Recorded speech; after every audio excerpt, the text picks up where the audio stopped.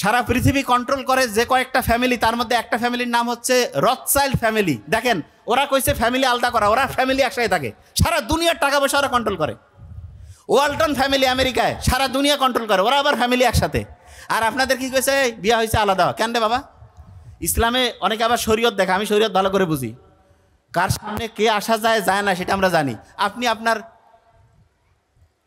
Wife, যে আমরা ইসলাম বুঝি না, যে স্বাভাবিকভাবে যেটা প্রকাশ হয়, চেহারা দেখা গেল, খাবার সময় মা দিল, মা তো সবার সামনে আসতে পারে, তারপরে চাচি আছে না, বাড়িতে কি কয় যে ভাই পর্দা, আরে বাবা পর্দা আমরা বুঝি না, পর্দা কিভাবে করতে হয় জানি না আমরা, শয়তানি তো অন্য জায়গায়। তুমি বাড়িতে সকাল 10টা পর্যন্ত ঘুমাবা, শ্বশুর শাশুড়ি থাকলে তো এটা করা যাবে না, মাথা তো গরম হয়ে যাবে, এই তো কী ব্যাপার এতক্ষণ পর্যন্ত ঘুমাচ্ছে, এই যে গ্যাঞ্জাম লাগিয়ে গেল। আমি তো প্র্যাকটিক্যাল জানি জিনিসগুলো, এই জায়গাগুলো থেকে বের হইতে হবে। এগুলো ফ্যামিলি থেকে যখনই এগুলো বন্ধ হয়ে যাবে, ভাই ভাই যখন সবাই এক জায়গায় থাকবেন, টাকার বরকত অবাক হয়ে যাবেন। একটা ফ্যামিলিতে একটা চুলা চলবে, সবাই মিলে একসাথে খাবেন, একটা জায়গায় টেলিভিশন ভালো জিনিস, আমি জাস্ট বোঝার জন্য বলতেছি, এক জায়গায় একটা ফ্রিজ থাকলো, বড় নেন, গাড়ি একটা হইলেই হবে। দেখেন তো কত খরচ কমে যায়, এবং তখন আস্তে আস্তে উন্নতি হবে। এবং ওই যে টাকাটা বাড়লো, ওই টাকাটা সঞ্চয় হইলো, ওই সঞ্চয়ের টাকা দিয়ে আস্তে আস্তে দেশ উন্নত হবে। আমরা কি করতেছি, সবাইকে হচ্ছে ঋণের মধ্যে ঢুকাই দিছি, এই টিভি কিন, মোবাইল কিন, ঋণ করে কি লাভ রে বাবা? সবাই মিলে একসাথে থাকেন, আস্তে আস্তে অসাধারণভাবে সবাই উন্নতির দিকে যাবেন। ফর্মুলা তো আল্লাহ শিখাই দিয়েছে, একসাথে থাকতে হবে সবাই মিলে, একজন আরেকজনের মানে আন্তরিকতাটা এমন হবে। শোনেন, আপনি নামাজের মধ্যে একজন আরেকজনের এত ঘাড় মিলে কেন থাকেন, যাতে করে শয়তান না ঢুকে। আপনার ফ্যামিলিতে তো ডিস্টার্ব, ভাইয়ে ভাইয়ে খাতির নাই, ভাই বোনের মধ্যে ডিস্টার্ব, তা কিসের আপনি নামাজ ওইখানে যা কি করবেন? বাড়িতেই তো ডিস্টার্ব রাখি দিয়েছেন, আর সমাজে যা কি করবেন?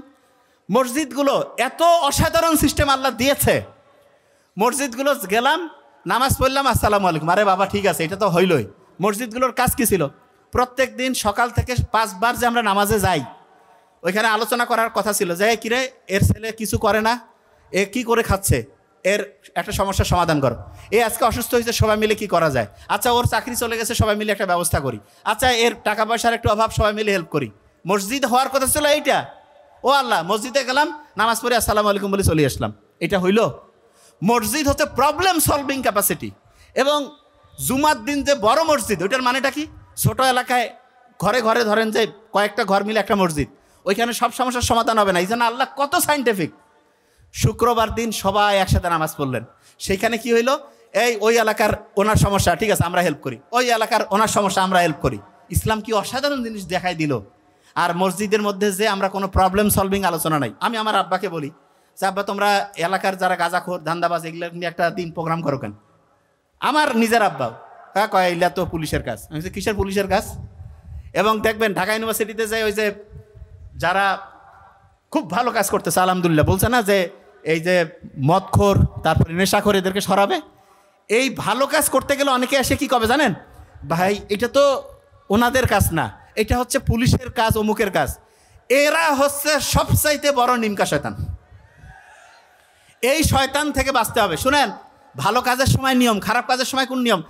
পুলিশ যদি কাজ করতো, বিভিন্ন কারণে পুলিশ কাজ করতে পারে না, পুলিশের সাথে আমার তো কথা, আমার নিজের মধ্যে আছে তো অনেক বন্ধু বান্ধব, কয় দোস্ত কী কাজ করবো, উপর থেকে কয় যে সারি দাও, এ কয় সারি দাও, ও কয় যে ভাই একটু দেখো স্যাক্রিফাইস করো। তাহলে কি করলে ভালো হয়? জনগণ যখন সবাই মিলে একসাথে নামবে, আমরা যদি চাই এই এলাকায় একটা গাঁজাখোর থাকবে না, একটা টেন্ডারবাজ থাকবে না, একটা চাঁদাবাজ থাকবে না, কারো বাপের ক্ষমতা আছে এই জায়গায় থাকতে পারে? কেউ পাবে? প্রশ্নই আসে না। এলাকার সবাই এক হন। এবং মসজিদ কমিটিরও তো সমস্যা আছে, কি সেটা বলি। সুদের ব্যবসা করে ধান্দাবাজ বানিয়ে দিছে কমিটির চেয়ারম্যান। কেন রে বাবা, টাকার কি এত অভাব পড়ছে? হ্যাঁ, আছে না? এবং আমি আমার আব্বাকে বলি যে আব্বা তোমরা বিভিন্ন জায়গায়, আমি বললাম যে কয় এখন ভালো হবে। আচ্ছা ভালো হয়েছে? কচ্ছে যে ভালো বানানোর জন্য খুব চেষ্টা চলতেছে। আমি বলছি ভালো বানানোর জন্য মানে কি চেষ্টা? কয় যে ওকে পদ দিলে সে হচ্ছে একটা মসজিদ কমিটির পদে আছে, এই জন্য খারাপ কাজ ছাড়বে। আমি কই যে এরকম খারাপ কাজ ওই ছাড়তো তাহলে ইবলিশ শয়তান আল্লাহর সাথে ছিল, ফেরেশতার সাথে, শয়তানি ছাড়ছে হয়? ইবলিশ শয়তান কোন জায়গায় ছিল? শয়তানি ছাড়ছে? এই কথা কন না কেন? বুঝেন না আমি কি বলতেছি?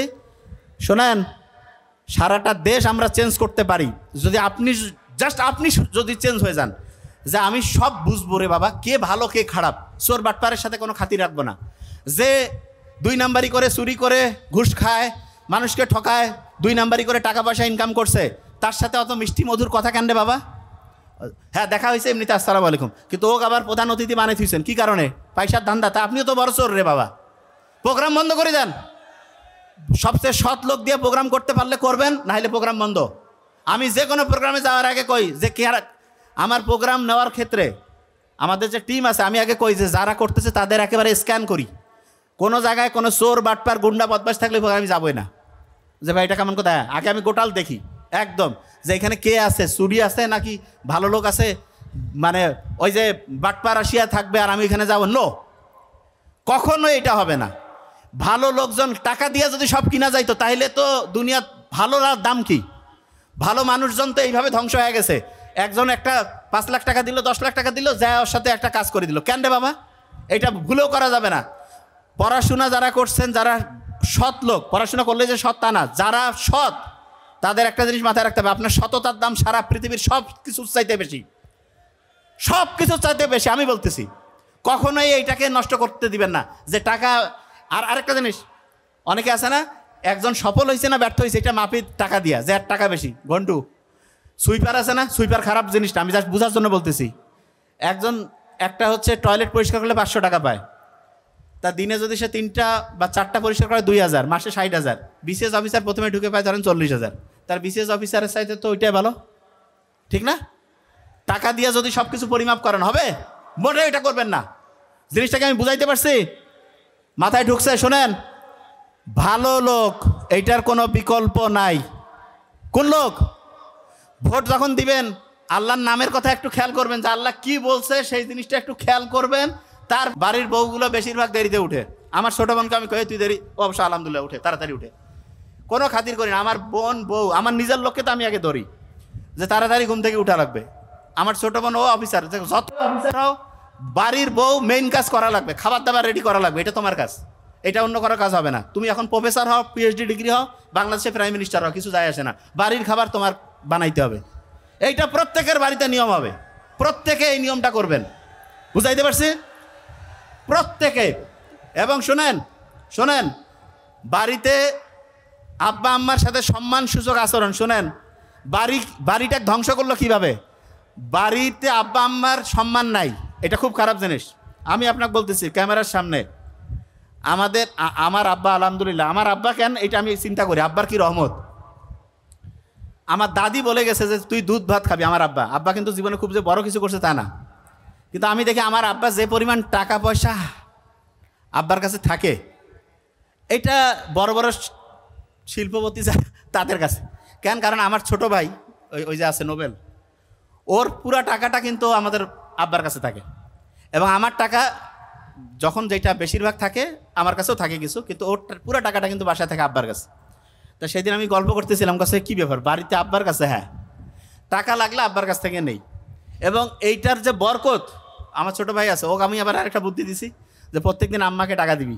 আম্মা আবার অল্পতেই দোয়া করে খুব, প্রত্যেক দিন বোধহয় আম্মাকে 2000 না 3000 ভাই কি একটা সিস্টেম আছে এখন, প্রত্যেক দিন 2000। ওই যে রুগী দেখে একটা পার্সেন্টেজ আম্মাকে দেয়। আমি বলছি খালি আল্লাহর রহমত, জাযাকাল্লাহ, খালি হইতে থাকবে। এবং আনবিলিভেবল, কোনো দিন কমবে না, আল্লাহ নিজে কইছে কোনো দিন কমবে না। ও কাছে ভাই সত্যি দিয়ে, এবং ও আমার কাছে ভাই আসলে তো এত বরকত, যারা আমাদের রুগী দেখার এই যে টিম আছে এখানেও আছে, কাছে যে আঙ্কেল ওর তো 10-12 দিন আগে সিরিয়াল বুকড, সিরিয়াল নেওয়ার কোনো বুদ্ধি থাকে না। আমার বন্ধু বান্ধবরা মেসেজ আছে, দোস্ত একটু সিরিয়াল লাগাই দাও, যে কেন কয়েছে যে 12 দিন পরে সিরিয়াল দিয়েছে। তা এইটা হচ্ছে বাপ মার দোয়া কারেন্টের মতো কাজ করবে। কিসের ওইলা অলি পীর হ্যান ত্যানের পিছিয়ে দৌড়ি লাভ আছে? বাড়িতে সবচেয়ে সেরা পীর, সবচেয়ে সেরা অলি বসে আছে, আব্বা আম্মার সাথে কানেকশন করেন না কেন? সমস্যাটা কোন জায়গায়? শয়তান আসি বুদ্ধি দেয় না, যে আব্বা আম্মা ভালো না। এই যে প্রথম শয়তান যে বুদ্ধিটা দেয়, ওই যে ও লিখছে ফ্যামিলির বন্ডিংটা ধ্বংস করবে। ফ্যামিলির বন্ডিং ধ্বংস করা মানে আব্বা আম্মার দাম কমাই দিল। আব্বা আম্মা যতদিন বাসায় থাকবে আব্বা আম্মার উপরে কোনো কথা নাই। দাদা দাদি থাকলে ঠিক আছে, সেটা তো ওনার আব্বা আম্মা, আবার উনি হ্যান্ড ওভার করে দিবে কমান্ডার ইন চিফ, নাইলে আব্বা আম্মা। এবং ফ্যামিলিতে ভাইয়েরা যারা থাকেন, শোনেন মূর্খ তো সব ভাই, 3, 4, 5 ভাই আছে না, যত ভাই তত ঠাই, এটা ফালতু কথা। ভাইয়েরা একসাথে থাকবেন,